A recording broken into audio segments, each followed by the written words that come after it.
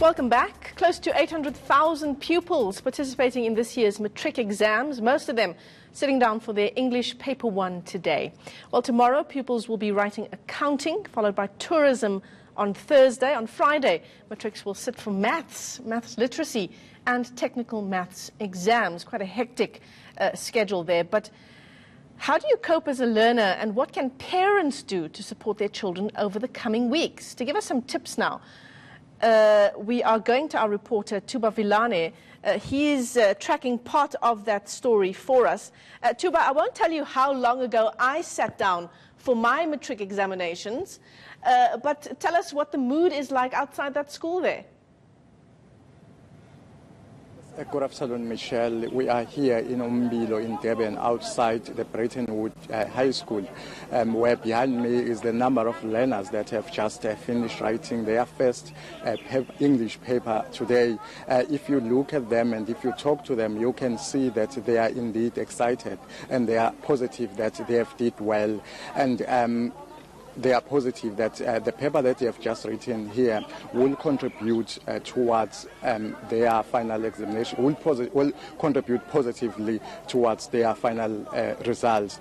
But we know that there are other areas. Where we started in the morning in Umlazi, we were with the MEC of Education in the province, MEC Dlungwane. We visited a school called Vukuzakhe. The school is accommodating a number of learners from 4 schools, nearby schools, where the schools they couldn't write at their schools because there were protests in their areas. But teachers' union in the province have been around the province monitoring the situation. We're now going to speak to Nomarashia Kaluza, who is the SATU secretary in the province. Mama, thank you so much for your time. You've been going around the province and you are getting reports around the province. How is the situation?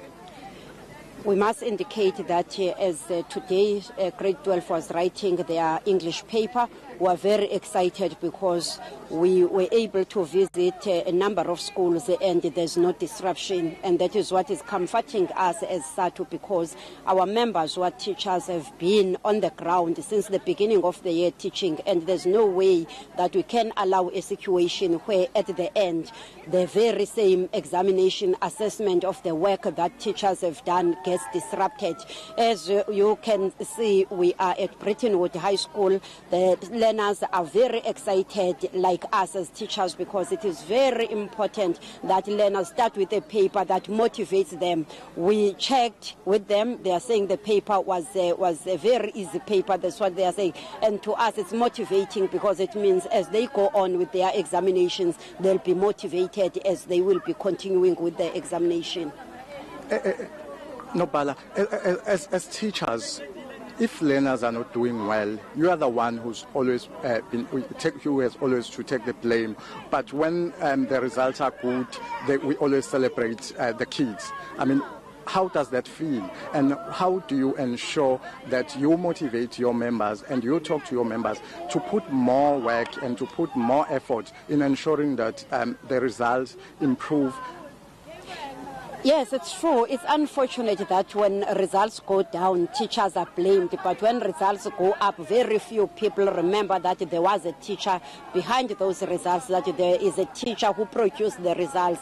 But our members are not demotivated by those sentiments. We continue to encourage them to work even harder to ensure that the results in the province of KwaZulu-Natal get improved. As you know, that even last year, results improved. In the beginning of the year, we spoke to our members. We developed programs. We supported the programs that the department came with, even including our own programs. We continue to say our members must soldier on, especially members of SATU understand that there is no way that they can be let down and be demotivated by those people who do not appreciate the work they do. Our members know that theirs is a revolutionary duty. They must at all times make sure that they teach, they assess, and they pass the learners. That is the spirit that we instill to our members. Going to the school, going to the classroom, even during holidays, afternoon classes and morning classes, they understand that it's part of their revolutionary duty as teachers who are members of the organization. Lastly, Nobala, we are talking about the target that has been set by the department and the province. They want to achieve just above 80%. Is that possible? We are together on that one, and we do believe that our teachers have put all the effort. We've been supporting the programs. There have been programs on the ground. We are hopeful because even the learners that we have, there was no indication that there are any challenges. We are hopeful, but we also, because it's one thing to have a teacher teaching in the classroom, assessing during the year, but when it comes to the final examination, sometimes you find that the examiners themselves, they went beyond what we can say it's the scope of the learners in the way they set some questions. Let's remember that even last year there were complaints on some of the papers. So we are watching the space. We'll wait for the other papers to be written. Then we're making our own assessment, even the evaluation of the question papers themselves. But we are together on that target. Thank you so much, Nobala. That was Nomarashia Kaluza, SATU Secretary in KwaZulu-Natal.